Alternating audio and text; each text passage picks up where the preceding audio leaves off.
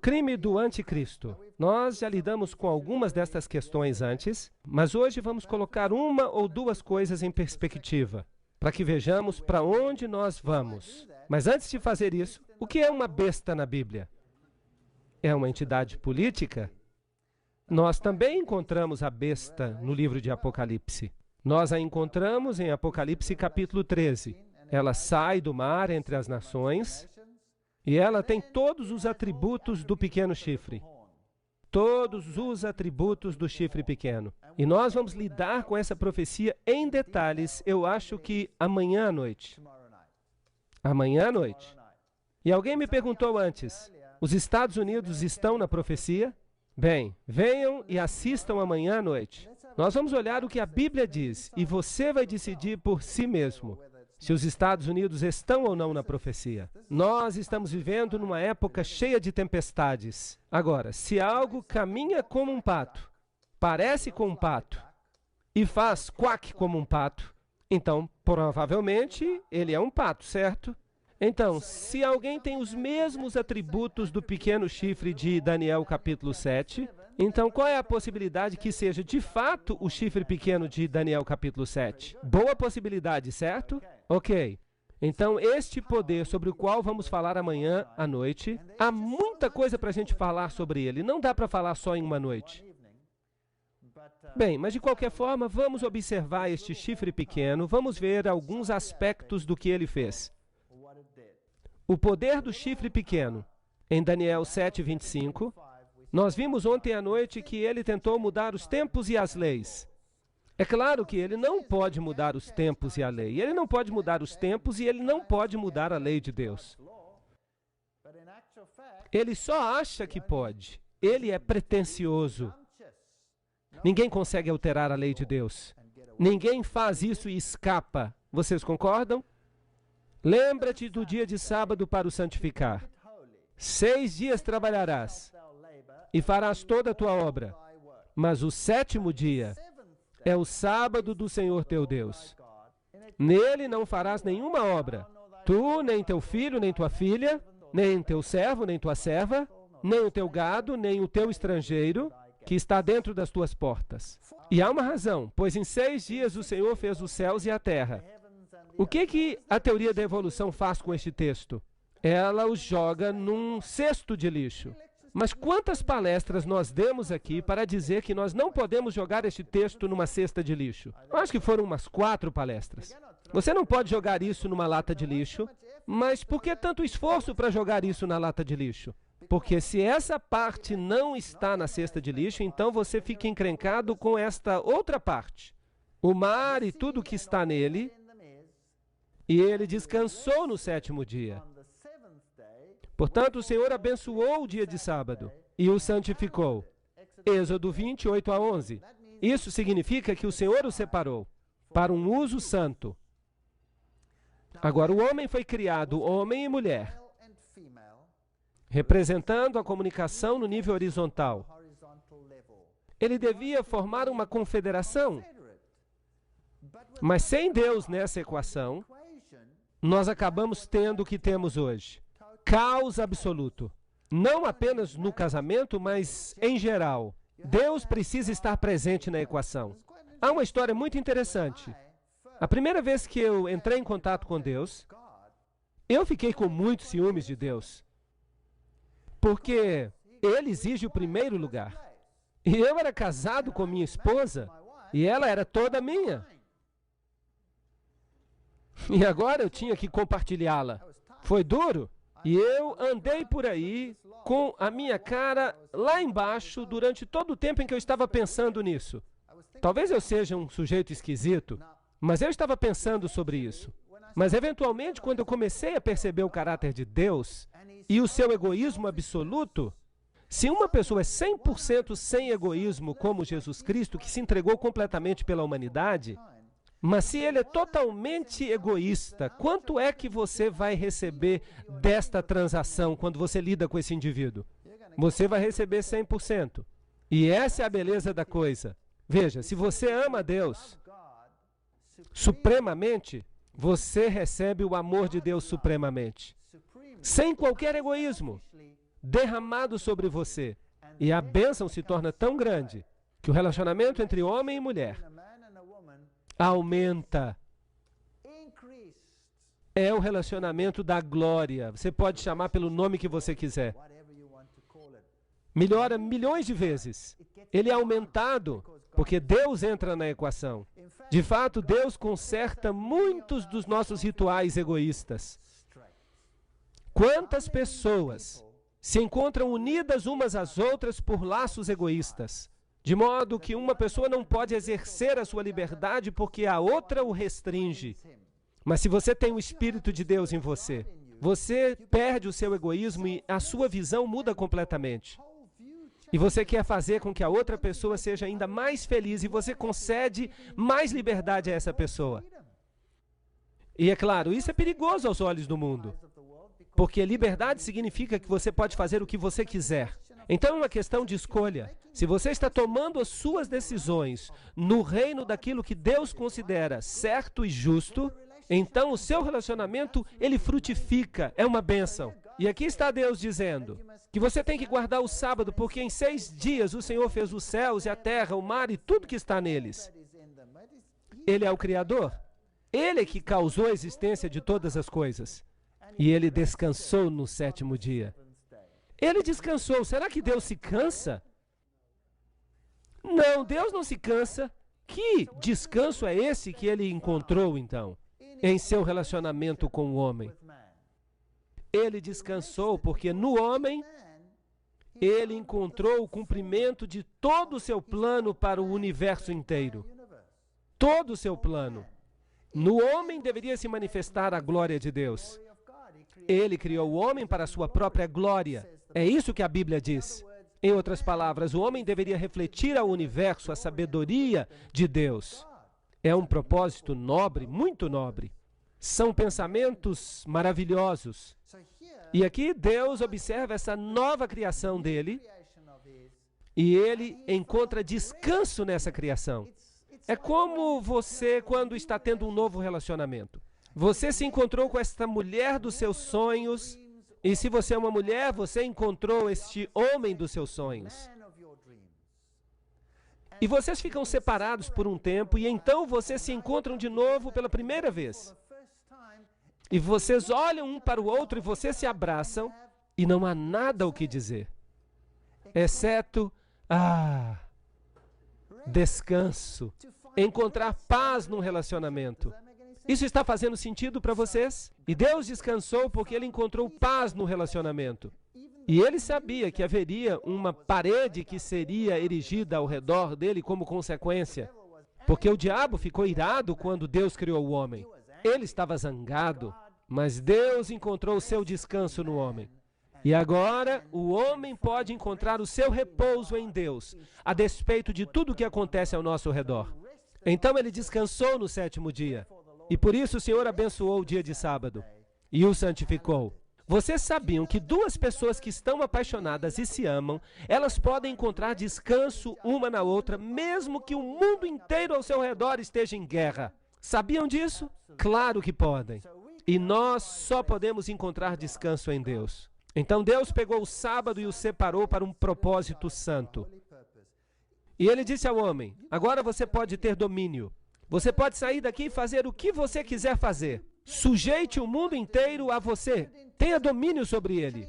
Altere-o, modifique-o, faça o que você quiser com ele. Mas uma vez por semana, venha aqui para que nós tenhamos uma comunhão santa juntos. Nós podemos conversar todos os dias. Nós podemos caminhar juntos todos os dias. Mas vamos separar um dia.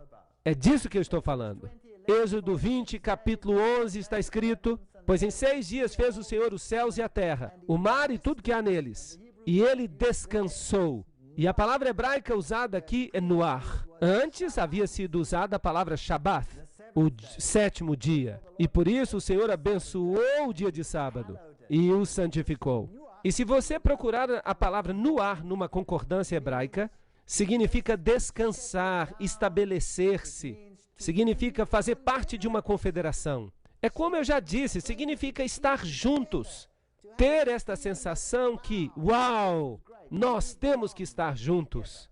Além disso, eu também lhes dei os meus sábados, para que sejam um sinal entre mim e eles, para que saibam que eu sou o Senhor que os santifica.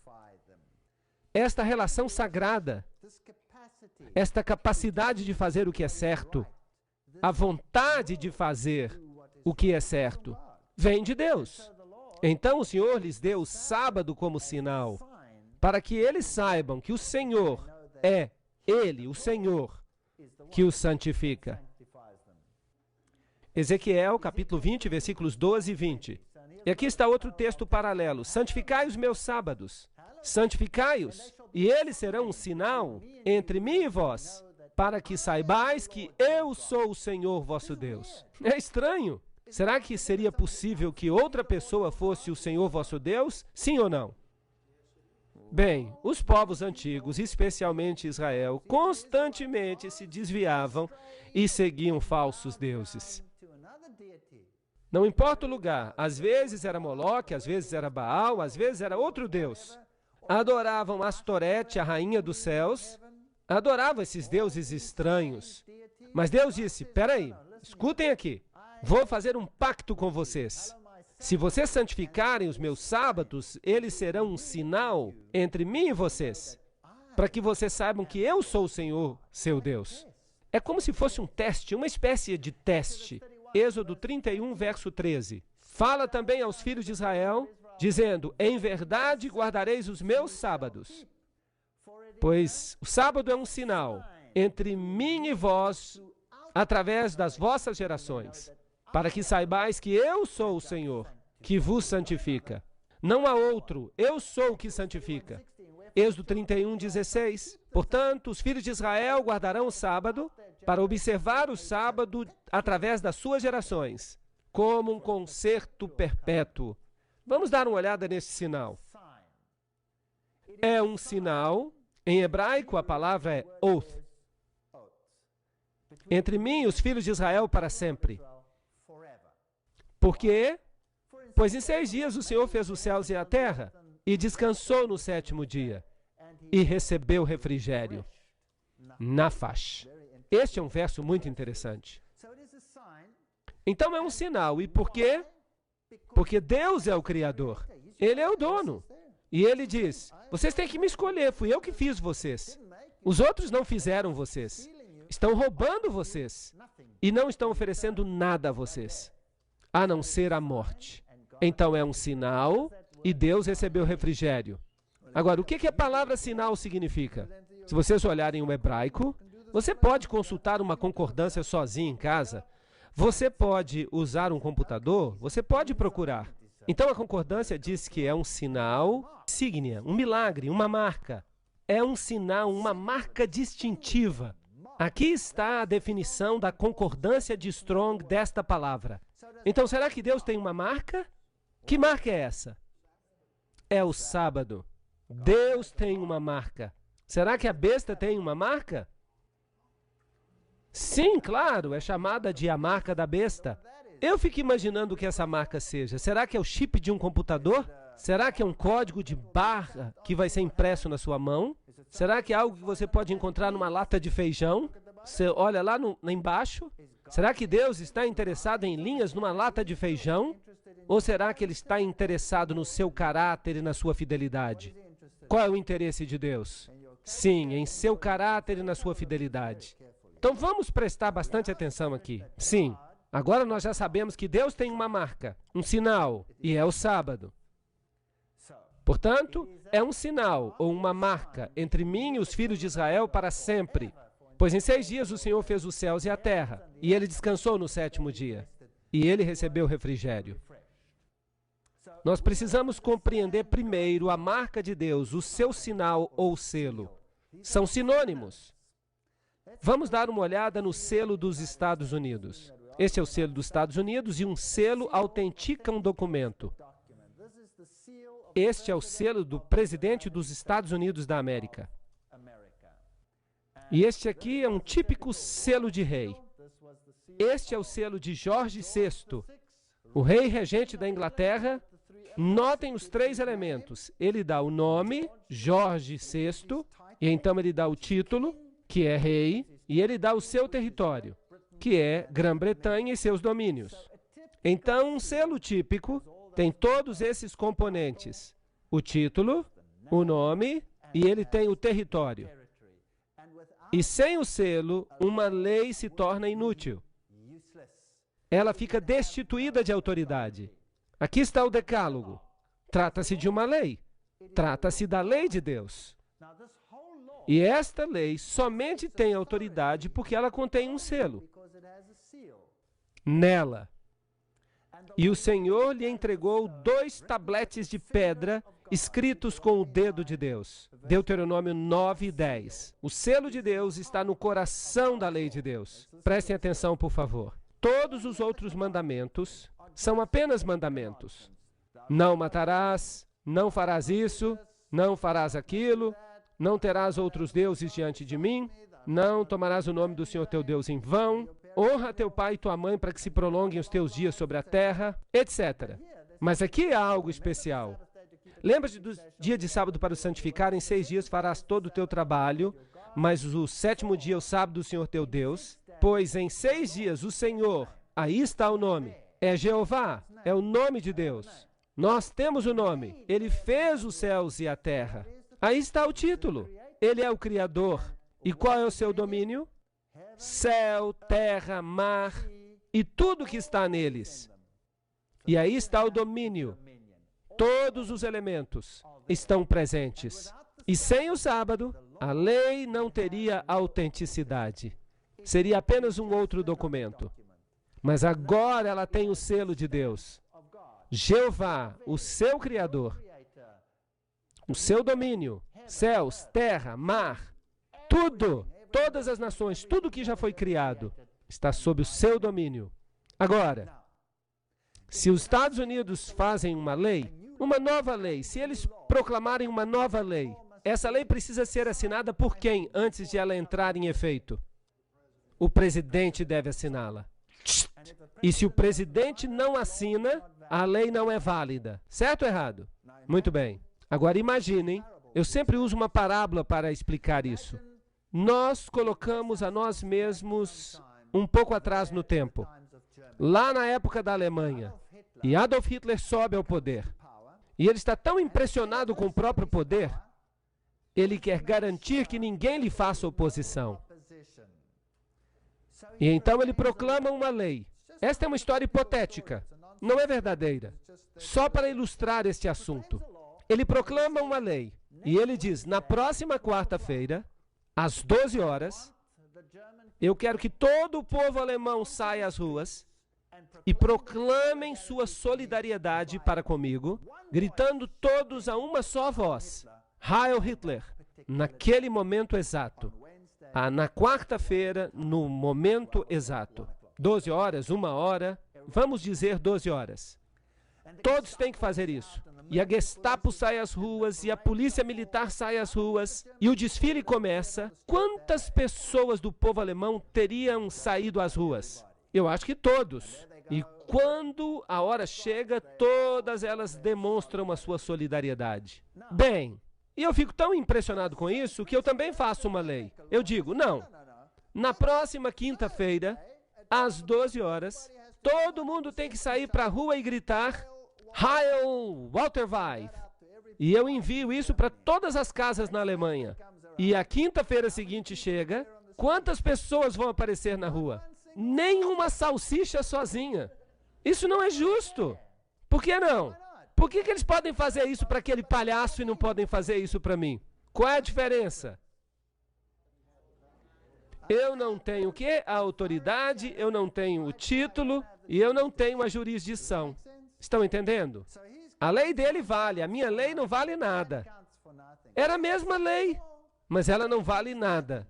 E Adolf Hitler ficou tão animado com a resposta positiva que ele recebeu, e é claro, isso nunca aconteceu, que ele decide escrever a mesma lei e ele decide enviá-la, vamos dizer, para a Rússia. E ele diz, na próxima quarta-feira, às 12 horas, eu quero que todos os russos saiam de casa e gritem a mesma coisa. Quantos russos sairiam à rua? Nenhum.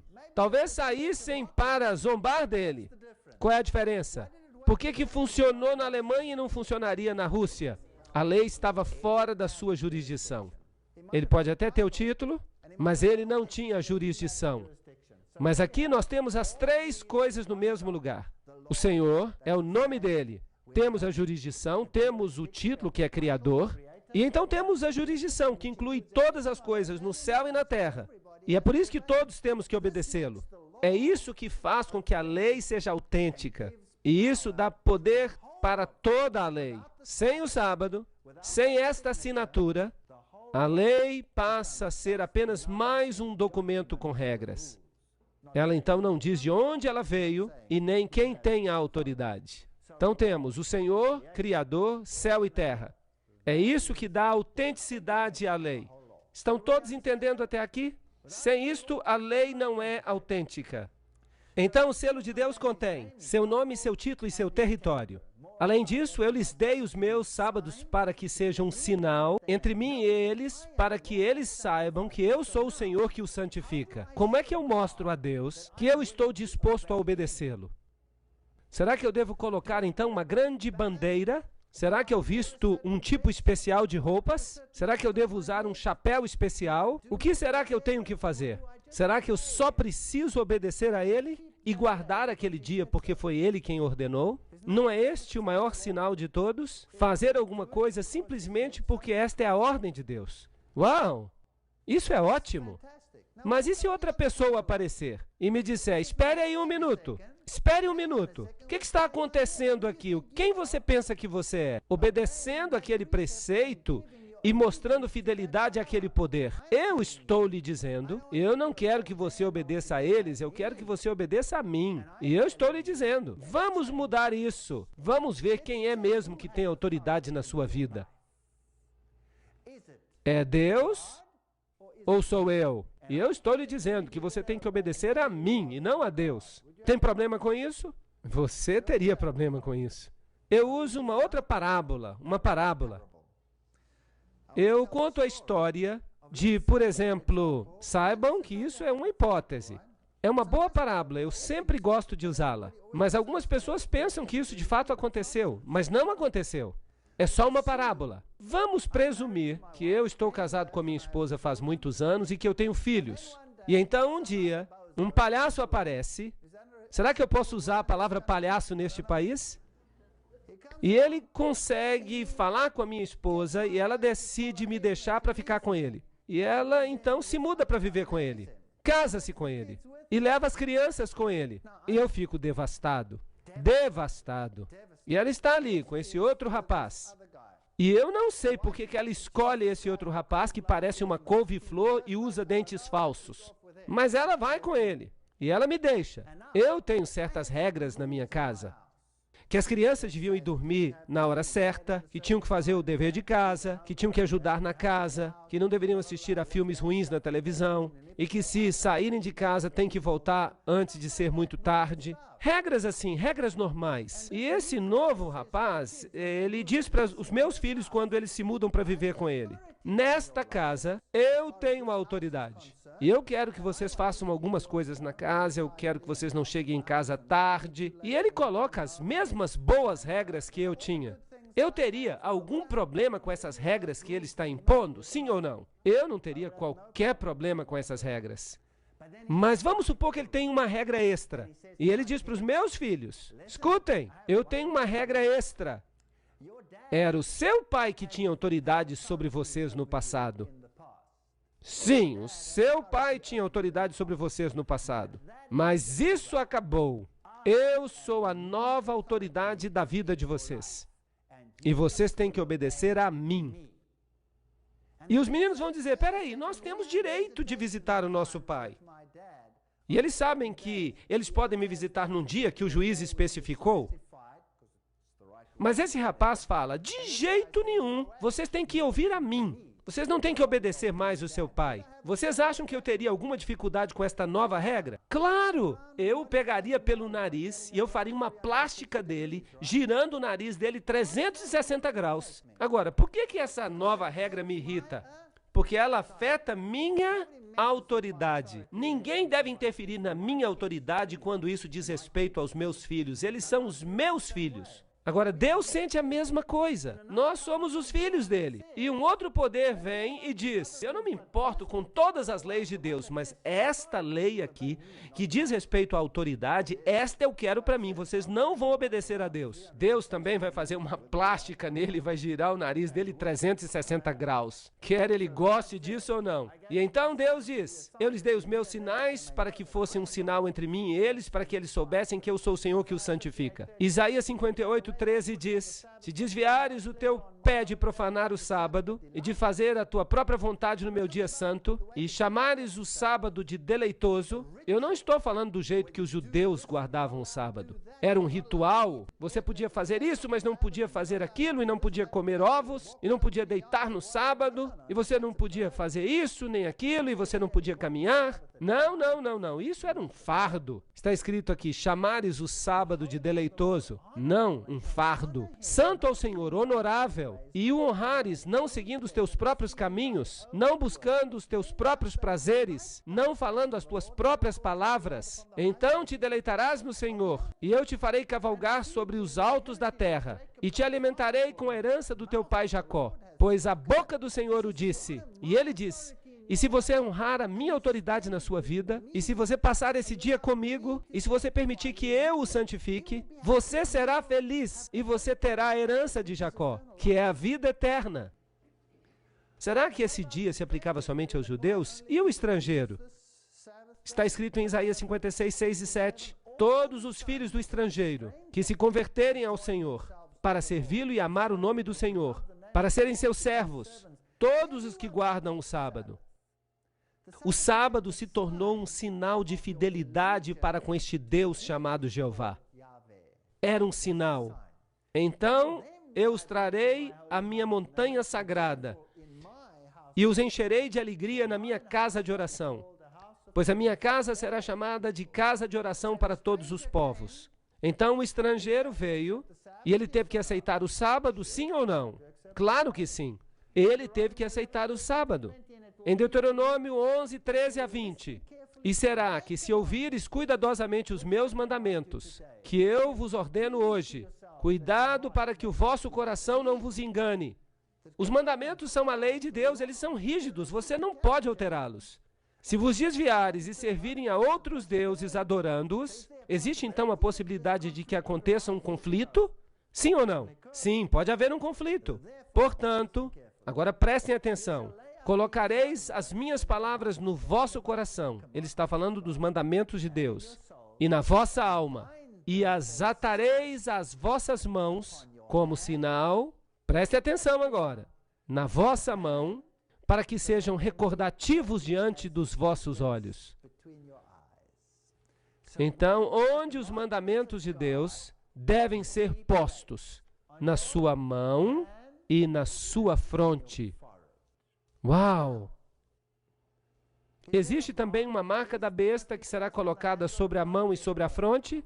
Oh! Mas os mandamentos de Deus são eles que devem estar na sua mão e na sua fronte. Os judeus eram muito sábios. Eles escreviam os 10 mandamentos numa pequena placa e eles atavam as mãos e a fronte. O contrato estava assinado e eles saíam andando. Eu tenho a lei na minha mão, eu tenho a lei na minha fronte. Grande coisa. Vocês acham que era isso que Deus queria? É uma coisa tão tola que parece inacreditável. Deus nunca quis isso. O que ele queria dizer quando ele falou isso?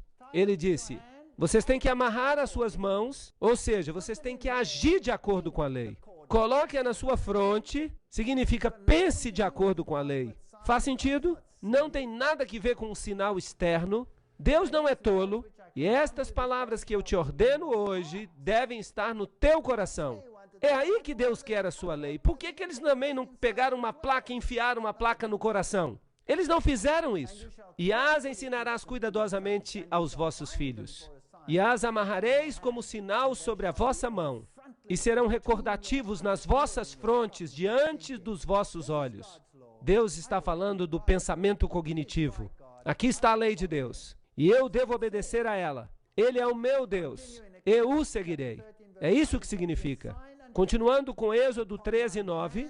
Será um sinal para ti sobre tua mão e um memorial entre os teus olhos. para que a lei de Deus esteja na tua boca. Está bem claro aqui. O que tem que estar na mão e na fronte? A lei de Deus. Não tem nada que ver com um código de barra numa lata de feijão ou qualquer outra coisa. Tem que ver com a lei de Deus, que precisa estar na sua mão e na sua fronte. E aquele outro cara? Aquele que parecia uma couve-flor e tinha dentes falsos, que pega os seguidores de Deus. De fato, ele não se parece com uma couve-flor nem tem dentes falsos. Ele é lindo. Isso me irrita. Ele os leva para longe e os engana. Os engana. E ele diz, não, não, não, não. O meu sinal, a minha marca, na fronte ou na sua mão. Vamos dar uma olhada. Qual é o propósito, então, do sábado? Um dia de descanso, um dia de bênçãos, um dia de paz, um sinal, um memorial da criação, um símbolo da santificação, um dia santo e concerto perpétuo. Era isso que o sábado significava. Você se lembra de Marcos 2:27? O sábado foi feito para o homem, e não o homem para o sábado. Isso não destrói o sábado. Isso diz para você que o homem precisa do sábado. O homem precisa desta comunhão com esse Deus que ele precisa conhecer, para saber quem Deus é. O Deus a quem servimos é o Deus do sábado. É Ele o Deus a quem servimos. Senão, quem é Ele? Ele é o Deus da sexta-feira? Ele é o Deus do domingo? Ele é o Deus da quarta-feira? Ele é o Deus dos hindus? Ele é o Deus dos budistas? Ou dos shintos? Ele é esse ou aquele? Eu lhes digo uma coisa, Deus é o Deus do sábado. É bem simples, a Bíblia nos diz isso. Ó, que tu des ouvidos aos meus mandamentos, então que a tua paz seja como a de um rio, e que a tua justiça seja como as ondas do mar. Isaías 48:18. Você saberia exatamente onde você está. Deuteronômio 5:29. Ó, que houvesse tal coração neles, que eles me temessem e guardassem os meus mandamentos. 9 deles ou todos eles? Todos os meus mandamentos, sempre, para que pudesse ser bem com eles e com seus filhos para todo sempre. Bem, tendo estabelecido isso, por que então guardamos o domingo? Por que nós não guardamos o sábado? Por que o mundo cristão guarda o domingo? O domingo. Vamos perguntar ao Dicionário Internacional Webster. Alguns dos novos dicionários, eles são espertos. Você tem que ter cuidado. Mas nos velhos dias, eles davam a seguinte definição. Esse dia era chamado no passado assim porque ele havia sido dedicado ao sol ou à sua adoração. A enciclopédia Schaffhauser diz, o domingo, dies solis, do calendário romano, dia do sol, sendo dedicado ao sol, o primeiro dia da semana. Os novos dicionários Oxford dirão, domingo, o dia depois do sábado. Isso é patético. Isso não é mais uma definição. Essa é uma definição em termos de outra definição. Ela não significa nada mais. Mas aí está. É isso que é. É o dia do sol. É o dies solis do calendário romano. É o dia do sol. E é o primeiro dia da semana. O sábado é uma palavra hebraica que significa descanso. O domingo foi o nome dado pelos pagãos ao primeiro dia da semana, porque era o dia no qual eles adoravam o sol. John Edick, Enciclopédia Bíblica, página 561. Você pode conferir isso. Está tudo lá. As referências estão lá. Pegue um dicionário comum e veja o que ele diz. Portanto, o sábado não é o domingo. Ele é o sábado. O domingo é o primeiro dia da semana, mas o mundo cristão guarda o domingo. Vejam esta fotocópia aqui. É a fotocópia de um dicionário. 7º dia, sábado. O 7º dia da semana. Sábado, o 7º dia da semana. Daniel 7:21. Lembram-se que ele disse, e ele, o pequeno chifre, nós o identificamos na noite passada, falará palavras contra o Altíssimo e perseguirá os santos do Altíssimo e cuidará de mudar os tempos e as leis. E eles lhe serão entregues na mão por um tempo e tempos e metade de um tempo. Agora, Apocalipse 13:7 fala sobre esta besta que tem todos os atributos do chifre pequeno. E nós já dissemos que, se parece com um pato e anda como pato, Então, deve ser provavelmente um pato. Então, esta besta é exatamente o mesmo poder que o poder do chifre pequeno. E nós vemos aqui que esta besta implementará, com a ajuda do outro poder, sobre o qual falaremos amanhã à noite, a marca da besta. Agora, nós já estabelecemos qual é a marca de Deus. Qual é ela? É o sábado. E onde ele deve ser escrito? Na fronte e na mão. Agora, foi-lhe dado fazer guerra contra os santos e derrotá-los. E o poder foi dado a ele sobre todas as tribos e línguas e nações. Apocalipse 13:7. E ele faz com que todos, grandes e pequenos, ricos e pobres, livres e escravos, recebam a marca na sua mão direita ou em suas frontes, para que nenhum homem possa comprar ou vender, exceto quem tem a marca, ou o nome da besta, ou o número do seu nome. Este texto é fascinante. Nós vamos falar mais sobre ele em detalhes. Nós vamos dividi-lo. Cada aspecto desse texto será aberto. Há uma pequena diferença entre a marca de Deus e a marca da besta. E é uma diferença bem pequena. Ela está aqui e diz: todos, pequenos e grandes, ricos e pobres, livres e escravos, para que recebam a marca na sua mão direita e nas suas frontes. A marca de Deus deve estar na sua mão direita e na sua fronte. Deus não fica satisfeito com um serviço pela metade. É tudo ou nada. Esta besta fica feliz se você tiver apenas na sua fronte. Isto é, se você pensa que está bem e que você age de acordo com ela. Mas ele também fica feliz se você não acha que está bem, mas você vai com os outros porque você não tem outra escolha. Será que isso está fazendo sentido? Desde que você a obedeça, a besta não se importa por quê, se você está convencido ou não. Desde que você a obedeça. E se você não o fizer, haverá um boicote econômico. Você não será capaz de comprar ou vender. Eles congelarão a sua conta bancária. E se você não tiver esta marca ou o número, e nós vamos falar também sobre isso. Agora, vamos olhar a assim chamada decretália romana. Isso vem de uma fonte católica romana. Na decretália, ele, o Papa, pode pronunciar sentenças e julgamentos em contrário aos direitos das nações, à lei de Deus e ao homem.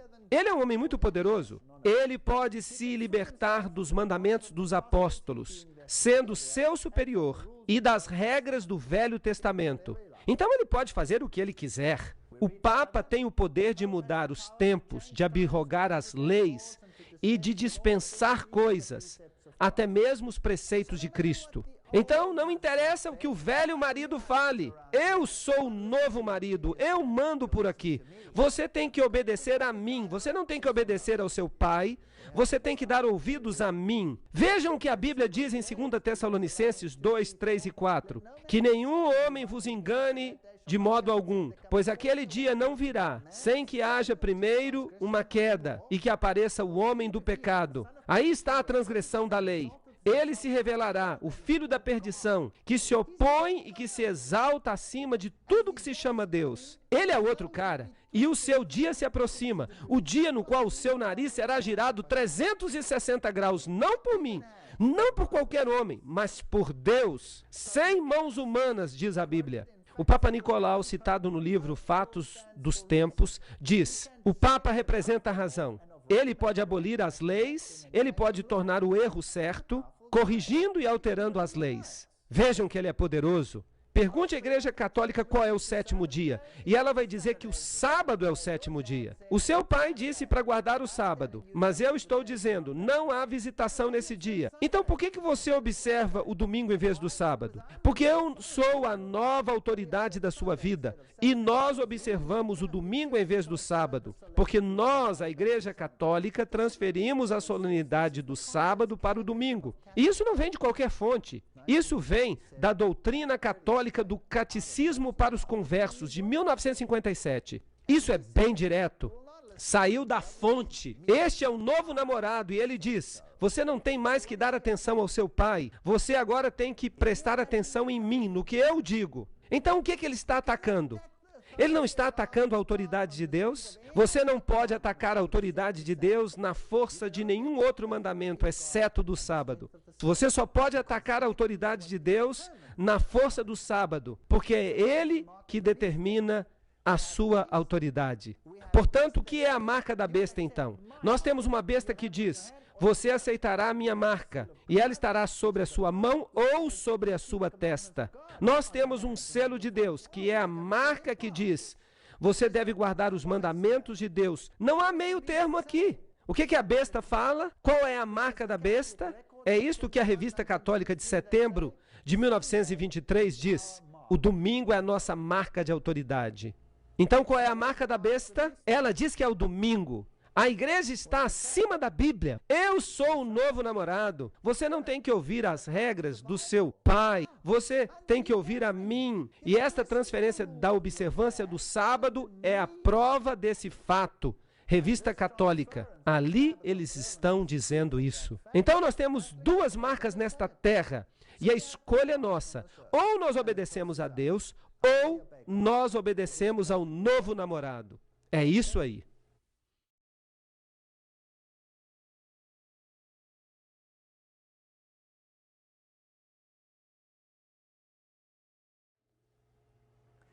Então, Satanás atacou o sábado porque ele é o selo de Deus. Ele afeta a autoridade de Deus. Aqui está uma outra citação do Mundo Católico de março de 1894. Ela tomou o domingo pagão e tornou o domingo cristão. E então, o domingo pagão, que era dedicado a Balder, e Balder é o mesmo Baal, se tornou o domingo cristão, sagrado para Jesus. Interessante. Aqui está outra, da fé de nossos pais, do cardeal Gibbons. Claro que a Igreja Católica alega que a mudança foi sua responsabilidade. E o ato como realizado é uma marca de seu poder eclesiástico. Ela diz que ela tem mais poder do que Deus nesta questão. Não me interessa que leis Deus tenha feito, você vai me dar ouvidos. Isso é que eu chamo de arrogância. A Bíblia diz: lembra-te do dia de sábado para o santificar, mas a Igreja Católica diz não. Está aí bem claro. Quem está falando? É o padre Enright, escrevendo no Sentinela Americano. É um porta-voz da Igreja Católica. Ele diz que a Bíblia fala isso, mas que a Igreja Católica diz não. Pelo meu poder divino, eu estou abolindo o sábado e vos ordeno que mantenhais sagrado o primeiro dia da semana. E eis que todo mundo civilizado se prostra em reverente obediência à vontade da Igreja Católica. Aí está uma arrogância sem medidas. É tão arrogante que eu fico assustado. Pelo meu poder divino, se eles têm poder divino, então deve ser um poder divino diferente do poder divino de Deus. Há um Deus sobre a terra que se senta no templo de Deus, alegando ser Deus. Então pode-se servir a dois senhores. Mas é claro que a Igreja Católica não é o mesmo Deus. Então deve haver um outro poder por trás dela. E a Bíblia diz que o dragão lhe deu o seu trono e grande autoridade. Essas são palavras muito tristes. Não podemos dizê-las levianamente. Aqui está o Catequismo Romano do Papa Pio em 1566, por ordem do Concílio de Trento. Agradou à Igreja de Deus que a celebração religiosa do sábado fosse transferida para o dia do Senhor, o domingo. E em Apocalipse 1:10 está escrito: eu estava em espírito no dia do Senhor. E eles dizem que o dia do Senhor era o domingo aqui. Mas aqui está escrito que ele estava em espírito no dia do Senhor. Não se faz referência aqui a dia. Só a Bíblia pode dizer qual é o dia do Senhor. E aí está em Isaías 58:13. Se desviares o teu pé de profanar o sábado e de realizar o teu prazer no meu santo dia e o chamares de sábado deleitoso, santo ao Senhor, então qual é o dia do Senhor de acordo com a Bíblia? O sábado? Não o domingo. E esta passagem, portanto, o Filho do Homem é Senhor também do sábado. Será que isso está abolindo o sábado ou estabelecendo-o? Quem é a autoridade? Por falar nisso, quem criou este mundo? Foi o Pai ou foi por intermédio do Filho? Foi por intermédio do Filho. Vocês vão ver. João capítulo 1. No princípio era o Verbo, e o Verbo estava com Deus, e o Verbo era Deus. Tudo que foi criado neste mundo foi criado por intermédio dele e para ele, por sua palavra. Portanto, Jesus é o Senhor do sábado.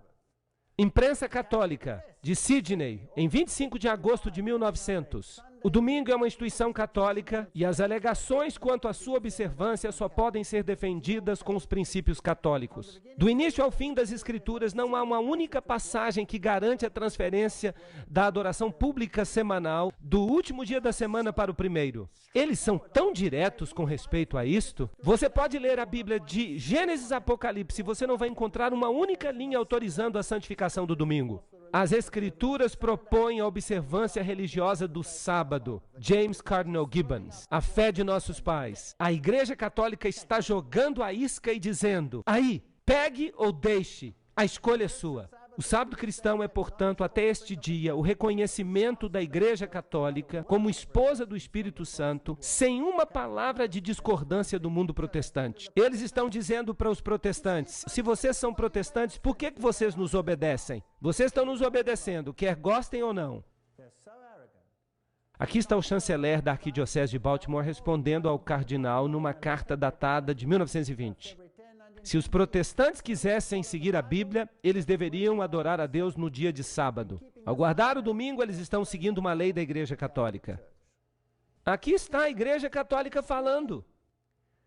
John Gilmary Shea, na Revista Católica Americana Trimestral, o protestantismo, ao descartar a autoridade da Igreja Católica Romana, não tem base alguma para a sua teoria sobre o domingo.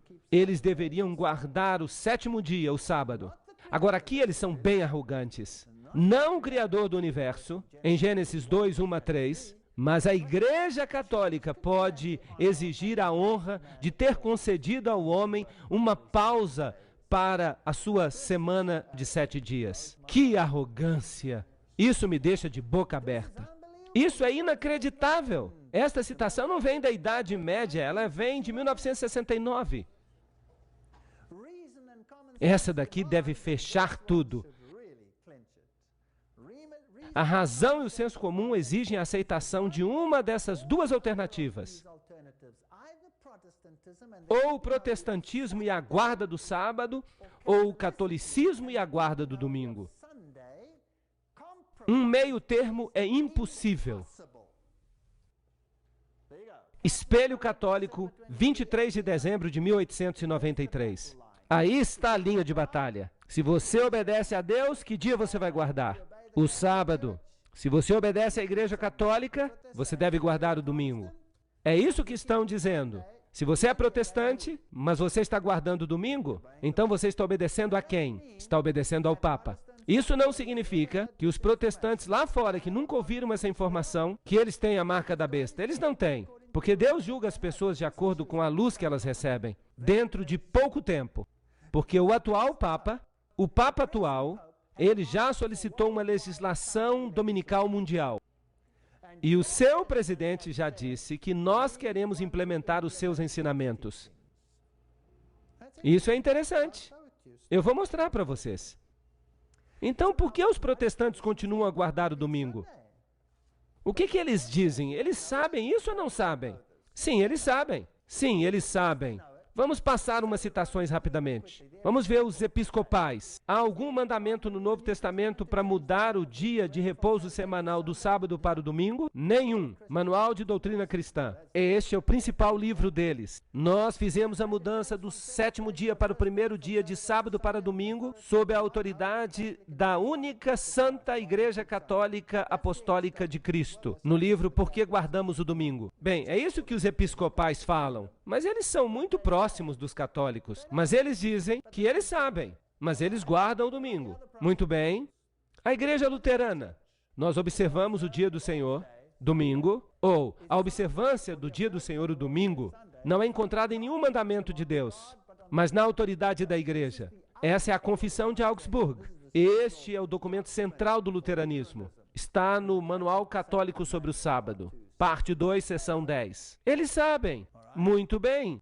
E os presbiterianos? uma mudança do dia a ser observado do último dia da semana para o primeiro. Não há registro e nenhum mandamento expresso autorizando esta mudança. No livro O Sábado Cristão, de N.L. Rice. Muito bem, e os metodistas? Em relação à questão do domingo, não há nenhuma passagem dizendo aos cristãos para guardarem esse dia, ou para transferir o sábado judaico para aquele dia. O Advogado Cristão, 2 de julho de 1942. Então os metodistas também sabem. E os congregacionalistas? Está bem claro que não importa quão rígida ou devotamente nós guardamos o domingo, nós não estamos guardando o sábado. Não há nenhuma linha sequer no Novo Testamento que sugira que nós incorramos em qualquer penalidade ao violarmos a suposta santidade do domingo. Este é o livro Os 10 Mandamentos, do Dr. Dale. E os anglicanos? Muitas pessoas pensam que o domingo é o dia de guarda, mas nem no Novo Testamento, nem na igreja primitiva, não há nada que sugira que nós temos o direito de transferir a observância do sétimo dia da semana para o primeiro dia. O sétimo dia da semana é o sábado e não o domingo. O reverendo Lionel Beer, do livro Igreja e Povo. E os batistas? Havia e há um mandamento para guardarmos o sábado, mas o sábado não era o domingo.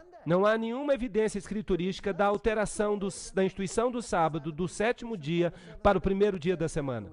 O que nós temos aqui é qualquer um falando? Não, este se chama Hiscox e ele é o autor do Manual Batista. Ele deveria saber. Então todos eles sabem. Aqui está o reverendo Philip Carrington, o arcebispo anglicano de Quebec. Ele provocou os clérigos locais ao dizer bem abertamente que não há nada que apoie a guarda do domingo. Ele falou abertamente nessa cidade de forte presença protestante que a tradição, e não a Bíblia, fez com que o domingo fosse o dia de adoração. A estrela diária de Toronto. Então, foi a tradição introduzida por Roma. Agora, o que o Senhor fala a respeito da tradição? Quase todas as igrejas ao redor do mundo celebram os mistérios sagrados, a ceia do Senhor, no sábado toda semana. Os cristãos de Alexandria e de Roma, por causa de uma tradição antiga, deixaram de fazer isso. Livro História Eclesiástica. Agora lembrem-se que Alexandria foi o local onde as doutrinas pagãs foram introduzidas. Ali os saduceus aprenderam que não havia ressurreição e que quando você vai para o céu, você vai para o seio de Abraão. E Jesus respondeu: o que vocês estão ensinando? Não existe isso. Então, Alexandria e Roma são as sedes do paganismo. Em Alexandria se desenvolveram os antigos cultos de mistério egípcios. E com base no cabalismo e no gnosticismo e na antiga tradição. O registro católico diz que o domingo não é encontrado nas escrituras, mas na tradição. E é uma instituição definitivamente católica. Nós vamos falar sobre isso em detalhes impressionantes. O que o paganismo fez e o que o ocultismo fez. Eles controlaram essas decisões. O Novo Testamento não faz qualquer menção explícita de que os apóstolos mudaram o dia de guarda, mas nós sabemos isso pela tradição. Esse é o novo e revisto Catecismo de Baltimore. São documentos autoritativos da igreja. Dizem que tudo se baseia na tradição, mas a Bíblia diz, em Mateus 15, 3, 6 e 9, mas ele respondeu: por que transgredis o mandamento de Deus pela vossa tradição? E anulais o mandamento de Deus pela vossa tradição. Mas em vão me adoram, ensinando as doutrinas que são os mandamentos de homens. Você pode fazer isso ou não? Não, você não pode. Você não pode substituir a obediência pela tradição. Essas pessoas me honram com seus lábios, mas seus corações estão longe de mim. Adoram-me em vão. Seus ensinamentos são regras ensinadas pelos homens. E ele lhes disse: colocais de lado os mandamentos de Deus para observar as vossas próprias tradições. Marcos 7, 7 a 9. Então a Bíblia diz uma coisa, Roma diz outra, e aqui temos a base de um conflito. E essa base de conflito, ela vai florescer como um cogumelo. E isso vai ser deflagrado dentro de pouco tempo, em breve. A autoridade da igreja não pode, portanto, ser limitada pela autoridade das Escrituras. Porque a igreja tinha mudado o sábado para o domingo. Não pelo mandamento de Cristo, mas pela sua própria autoridade. Cânon e tradição, página 263. Aí está. A escolha deve ser feita, quer queiramos ou não. Atos capítulo 20 diz: Pois disso eu sei que após a minha partida, os lobos entrarão e eles vão mudar as doutrinas. Muito bem, se vocês forem até a sua igreja e lhes perguntarem, por que guardamos o domingo? Então haverá um tumulto e um melindre. E eles vão tentar trazer algumas passagens da Bíblia. Embora todos os seus escritores autoritativos já tenham dito que não há base bíblica para a mudança. E eles vão dizer que há textos na Bíblia que dizem que as pessoas adoravam no primeiro dia da semana. E que é por isso que nós deveríamos adorar no primeiro dia da semana. Ou então eles vão dizer que Jesus aboliu o sábado. E que ele o cravou na cruz e por isso nós não mais o guardamos. Ou então eles vão dizer para você, como é que você pode saber que dia é o sábado? Porque já teve tanta mudança de calendário, isso não importa. Pode-se guardar qualquer dia. Mas qual foi o dia que Deus pediu que nós guardássemos? O sábado? Imagine que você tem um encontro com a sua namorada. Uma namorada que você não vê há muito tempo. E ela diz, quarta-feira de manhã às 7 da manhã. Esse é o horário que eu vou chegar. Por favor, me pegue na rodoviária. E você diz, tá bom, tá certo. Eu vou na quinta. Você acha que ela vai ficar feliz? Eu duvido. Muito bem. Muito obrigado. O primeiro dia da semana. Vamos olhar esses textos, porque eles são usados para defender a guarda do domingo. O primeiro texto vem de Mateus 28:1. Está escrito, há 8 textos a respeito do primeiro dia da semana.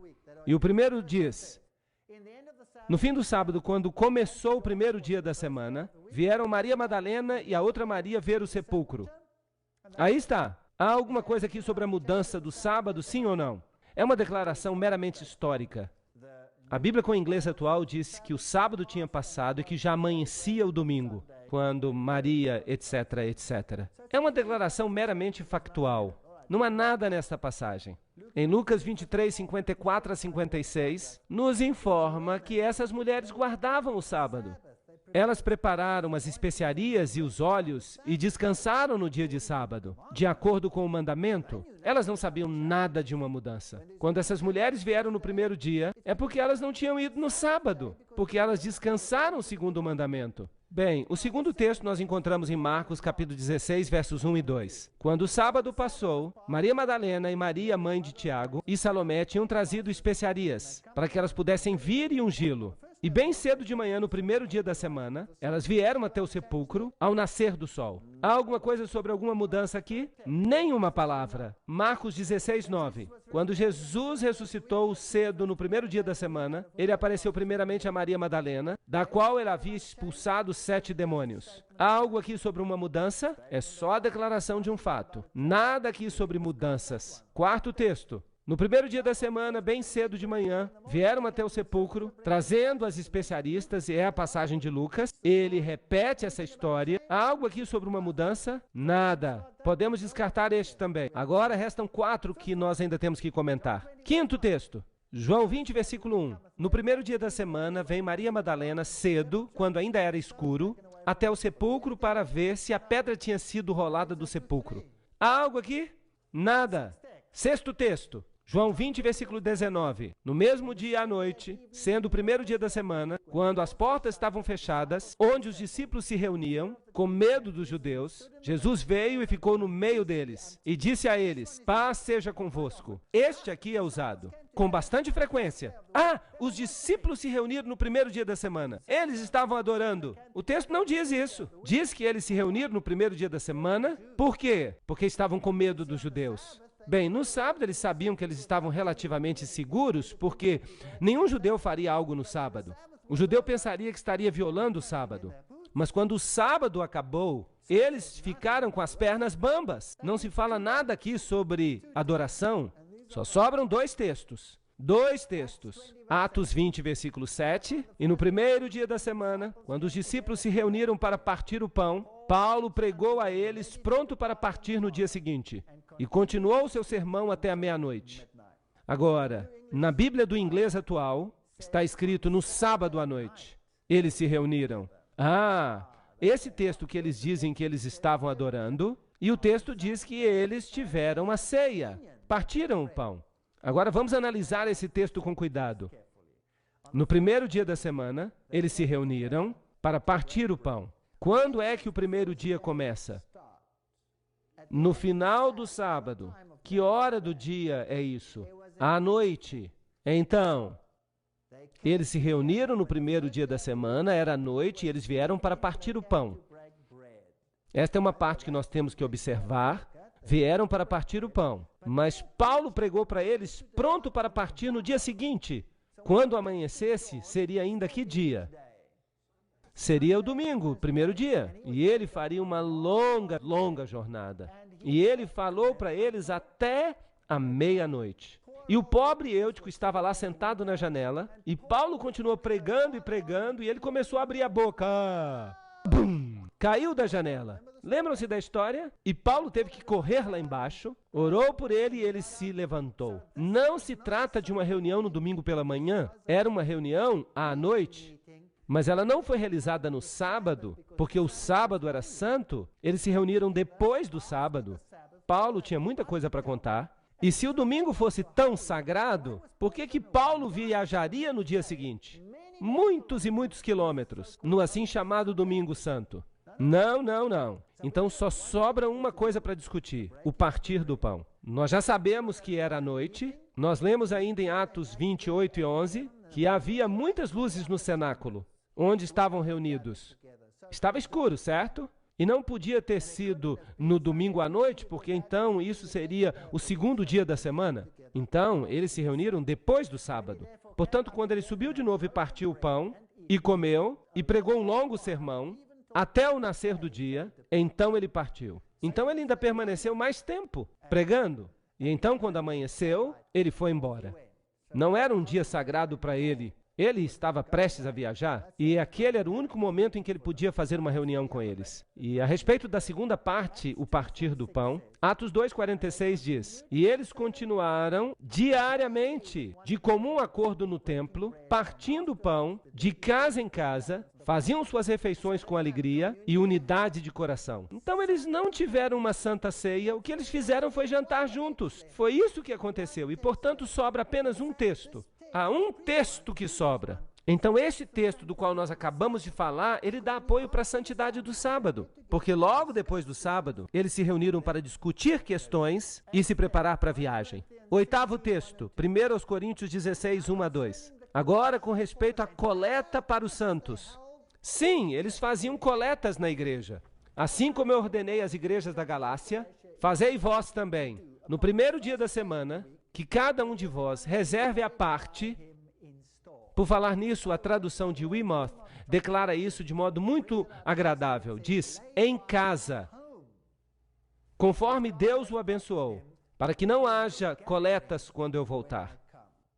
Então os críticos dizem, bem, eles faziam uma coleta durante o culto. Não. O texto diz que eles deviam reservar o dinheiro no primeiro dia da semana, em casa. Vamos pensar sobre isso. Antigamente, isso ainda funciona para muita gente hoje em dia, alguns recebem o salário no final da semana. Quando se recebe o salário quando você tem um salário semanal? Na sexta. Na sexta você recebe, o trabalho acabou e você recebe o seu salário. Você pega o dinheiro e leva para casa. Mas, de acordo com o pensamento hebraico, a sexta é a preparação.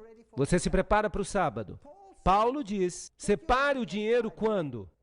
No primeiro dia da semana. A lógica, então, é que eles tomavam as decisões e separavam a oferta e o dízimo e o que mais você queria guardar. E Paulo está dizendo, não façam isso na sexta-feira quando vocês receberem o dinheiro. O sábado está chegando. O sábado é sagrado. É melhor fazer isso cedo no domingo, depois do sábado. Então, quando o sábado acabar, depois do pôr do sol, você então se senta e resolve o que fazer com seu dinheiro. E guarde o dinheiro em casa até que ele possa ser coletado. Isso ajuda a confirmar a guarda do domingo ou a guarda do sábado? Este texto. Ele defende a guarda do sábado. O sábado é tão sagrado que eles faziam isso no primeiro dia da semana. Será que Jesus mudou o sábado? Lucas 4,16. E ele veio a Nazaré, onde ele tinha crescido, conforme o seu costume. Ele entrou na sinagoga no dia de sábado e se levantou para ler. Então Jesus guardava o sábado. Jesus diz que nem um jota nem um tio seriam removidos da lei. Mateus 5, 17 a 19. Jesus não mudou o sábado, pois para isso também sois chamados, porque Cristo também sofreu por nós, deixando-nos exemplo, para que o pudéssemos seguir. E devemos caminhar como ele caminhava. 1 João 2,6. Então Jesus guardou o sábado, não há nenhuma evidência de que houve uma mudança. Onde está a evidência? Em Malaquias 3,6 está escrito, eu sou o Senhor e não mudo. Jesus não mudou. Salmo 89,4, não quebrarei o meu concerto, nem alterarei as coisas, nem alterarei aquilo que saiu dos meus lábios. Deus não muda, Jesus Cristo é o mesmo ontem, e hoje e sempre. Hebreus 13,8. Então quem foi que fez a mudança? A Igreja Católica, não foi Jesus. Se você me ama, então guarde os meus mandamentos. Se você os ama, guarde os mandamentos deles. Se guardais os meus mandamentos, permanecereis no meu amor. Assim como eu guardei os mandamentos do meu Pai e permaneço no seu amor. Aquele que diz eu conheço e não guarda os seus mandamentos é mentiroso e a verdade não está nele. São palavras fortes. 1 João 2, verso 4. Aí está. Ou você obedece a Deus ou não obedece. Pois este é o amor de Deus, que guardemos os seus mandamentos. E seus mandamentos não são pesados. 1 João 5, 3. Quem quer que diga que está em Deus, deveria viver assim como Jesus viveu. Ele guardava o sábado. Cristo também sofreu por nós, deixando-nos um exemplo. Se você me ama, guarde os meus mandamentos. Aí está o exemplo. Bem, o mundo cristão pode dizer, a cruz mudou o sábado. Não, ela não mudou. Vamos dar uma olhada.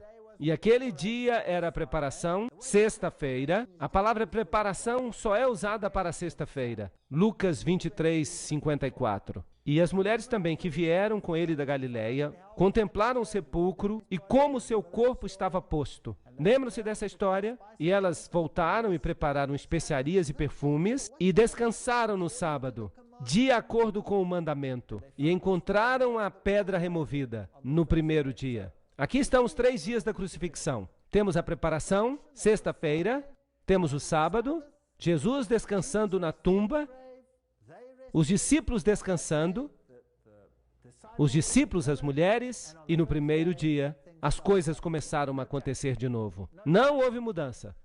Nem a morte, nem a ressurreição alteraram o dia.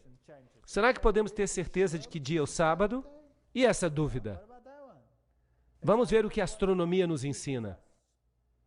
Washington, Distrito Federal. Sua carta de fevereiro de 1932. Tivemos a oportunidade de investigar os resultados das obras de especialistas em cronologia e nunca nos encontramos um sequer que tenha qualquer dúvida a respeito da continuidade do ciclo semanal, mesmo bem antes do início da era cristã. Observatório Naval Americano, de Washington, Distrito Federal. Vamos dar uma olhada nisto. Algumas pessoas dizem que nós podemos ter perdido o sábado. Bem, o sábado foi instituído na criação. Se nós o perdemos, então ele foi reestabelecido no maná. Porque toda semana Deus fazia um milagre especial. E naquele dia o maná durava 2 dias. Todos os outros dias ele durava 1 dia apenas. Bem, se o sábado tivesse sido perdido, Deus o encontrou de novo no maná. E se ele foi perdido depois do maná, ele foi recuperado no Monte Sinai. Se nós chegarmos até o ano 46 a.C., foi quando o calendário juliano foi instituído.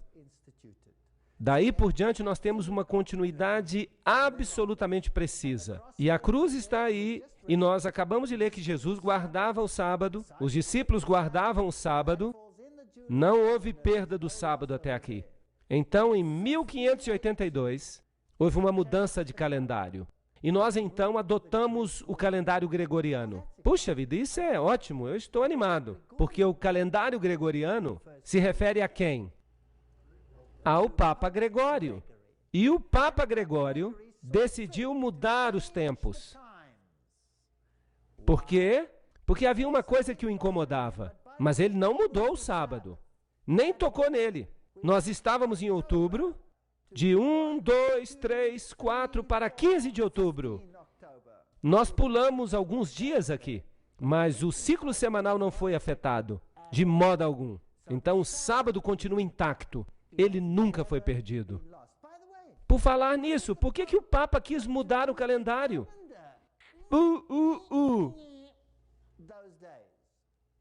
O que o incomodava? Por que ele mudou os tempos? Eu lhes digo que o incomodava. O que o incomodava é que a Páscoa cristã, o festival cristão, não estava 100% alinhado com a festa pagã de Ishtar, que em inglês se chama Easter, até os dias de hoje.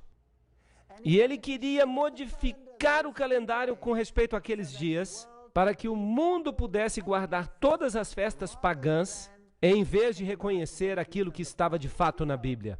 Vocês sabiam que houve uma guerra em consequência disso? Os ingleses disseram, de jeito algum, nós não vamos concordar com isso. Houve uma guerra como consequência, e eles foram forçados, porque nós vamos guardar os festivais pagãos, nós não vamos obedecer à Bíblia. Esse povo é muito arrogante. Nem um dia foi perdido. A mudança de data do 4 para o 15 não afetou o ciclo semanal. Qual é o dia que os judeus guardam hoje? O sábado, o mesmo que sempre. Mateus 24, 20. Orai para que a vossa fuga não se dê no inverno, nem no sábado. Jesus está dizendo que no ano 70 depois de Cristo, quando vierem destruir Jerusalém, orem para que vocês não tenham que fugir no sábado. Ele previu então que o sábado continuaria sendo guardado até aquela época. Um último texto. Sacudam a cabeça, acordem. E Colossenses 2,16. Eles usam este aqui toda vez. Que ninguém vos julgue quanto a alimento ou bebida, ou com respeito a qualquer dia santo, ou lua nova, ou dia de sábado. Aí está a tradução da King James Version. Que ninguém julgue vocês com respeito ao sábado. De fato, está dias de sábado. E se referem aos sábados cerimoniais. O dia de sábado se refere ao 7º dia da semana. O sábado. Que ninguém julgue vocês com respeito a carne ou bebida, ou com respeito a dia de festa, ou lua nova, ou sábado. Aí está a versão padrão americana.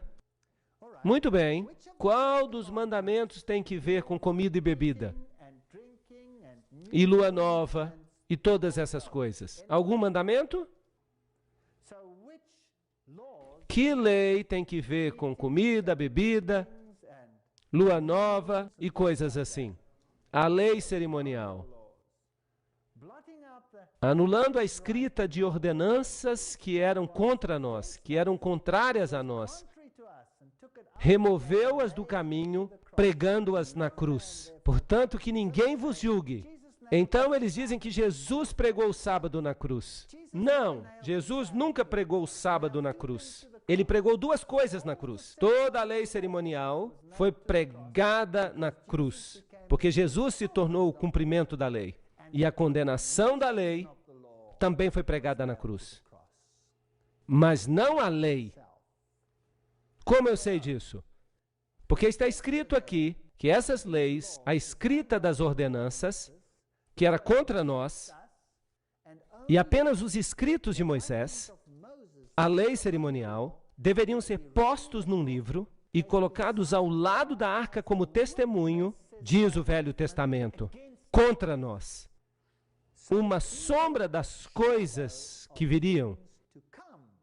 Mas o corpo, a substância delas, é Cristo.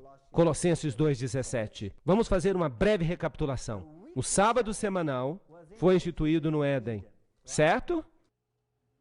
Muito bem. E ele aponta para a criação. Existia antes do pecado. Aí está, apontando para a criação. Santificai os sábados, guardai os sábados, porque em 6 dias o Senhor fez os céus e a terra, o mar e tudo que nelas há.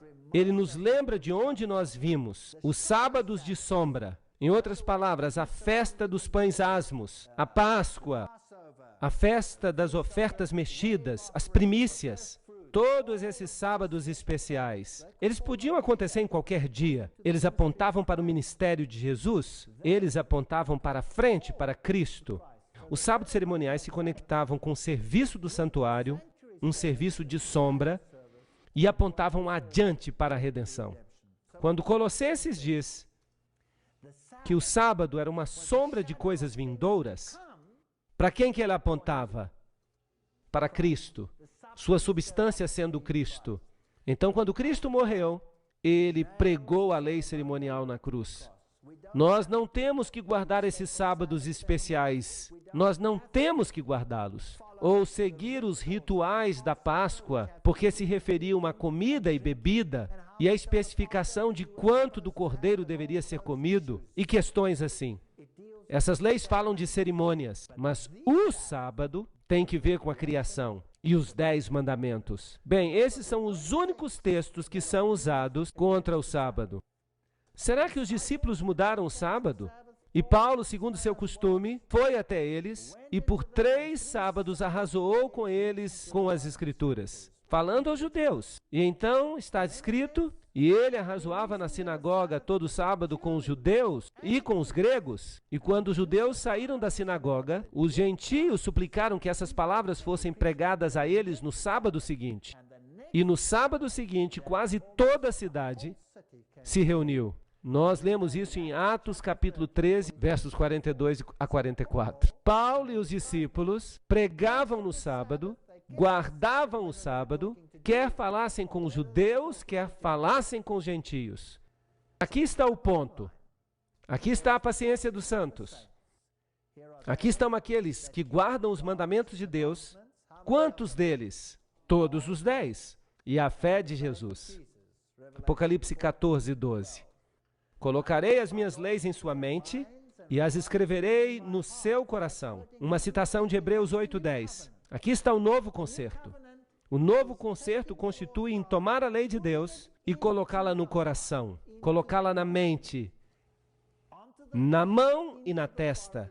Agir de acordo, pensar de acordo, obedecer a Deus. A Igreja Católica diz não. Por minha autoridade divina, você vai me obedecer. E não a eles. Mas a Bíblia diz em Apocalipse capítulo 22, 14, no Novo Testamento, bem-aventurados aqueles que guardam os seus mandamentos, para que tenham o direito à árvore da vida. Aham! A obediência vai ser um teste. E possam penetrar nos portões da cidade. E então, se você é obediente, nós, de acordo com a sua promessa, aguardamos novos céus e uma nova terra, onde habita a justiça. 2 Pedro 3,13. Ninguém ainda tem a marca da besta. Ninguém tem a marca da besta agora. Mas quando essa lei for estabelecida, isso vai acontecer, porque o Papa já pediu isso. E não pensem que os países islâmicos ou os países judaicos serão excluídos. O Papa já pediu isso, e todos vão guardá-lo. Quando essa lei chegar, então a decisão será tomada.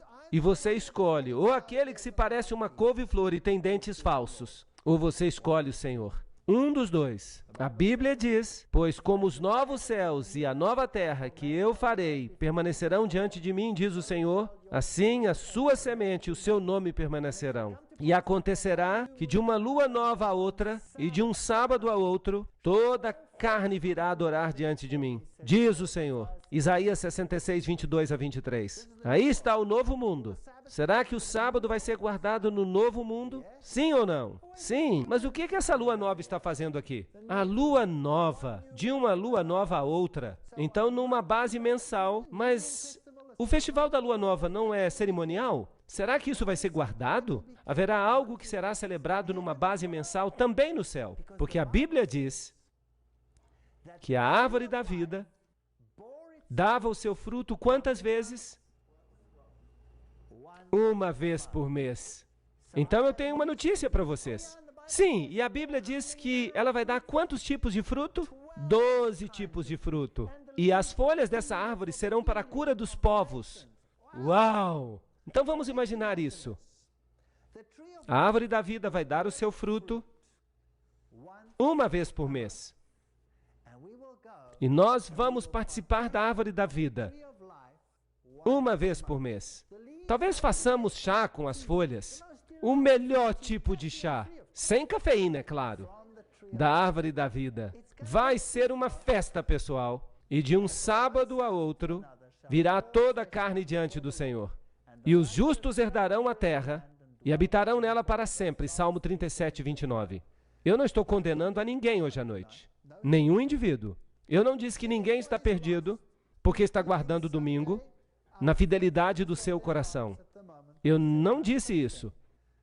Eu apenas disse que há um sistema nesta terra que alega que está acima de Deus, que é mais alto do que Deus e que tem autoridade na sua vida mais do que a autoridade de Deus. E que muito em breve este teste chegará a um ponto quando essa autoridade será testada e a sua fidelidade estará em questão. E pedirão então a você que escolha um ou outro. Se você escolher um, escolherá a besta, obterá a sua marca. Mas se você escolher o outro, então você vai obter a marca ou o selo de Deus e você será selado para Deus. É isso aí. A obediência não está apenas no dia, porque o sábado representa quanto da lei? Toda a lei, porque a autoridade da lei é baseada no selo. Então o sábado é meramente uma autenticação de toda a lei. Nós devemos desenvolver um caráter semelhante ao de Cristo. Devemos permitir que a lei nos transforme. Precisamos de um relacionamento com o Senhor. Simplesmente por guardar a lei, ninguém será salvo. Mas se temos relacionamento com Deus, podemos ser salvos. E seremos salvos. Mas precisamos ter um relacionamento certo com Deus. Então, guardaremos também a sua lei. Aí está o resumo de tudo. Eu espero que o assunto tenha ficado claro. Amanhã à noite, nós vamos falar sobre a besta de Apocalipse 13. E particularmente os cidadãos deste país deveriam estar aqui. Vai ser uma tempestade. Não percam. Obrigado por terem vindo.